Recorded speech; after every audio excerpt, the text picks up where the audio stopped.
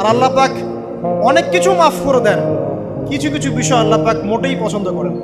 তার মধ্যে একটা হচ্ছে অহংকার, তার মধ্যে একটা হচ্ছে শিরক, তার মধ্যে একটা হচ্ছে অন্যের হক নষ্ট করা, তার মধ্যে একটা হচ্ছে আদম সন্তানকে হত্যা করা, তার মধ্যে একটা হচ্ছে বৃদ্ধ বয়সে ব্যভিচার করা, তার মধ্যে একটা হচ্ছে মুরতাদ হয়ে যাওয়া। ওই যে খ্রিস্টান হয়ে যাচ্ছেন না, খালি মরেন তারপর বুঝবেন, খালি মালাকুল মউত আসুক তারপর বুঝবেন।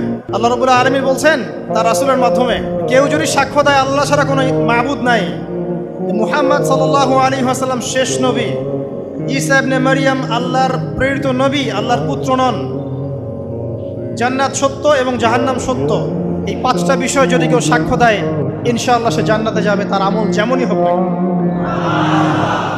টাকার বিনিময়ে, চাকরির বিনিময়ে, সমাজসেবার নামে আর চিকিৎসার নামে ইমান বিক্রি করে ফেললেন, সুবহানাল্লাহ সুবহানাল্লাহ।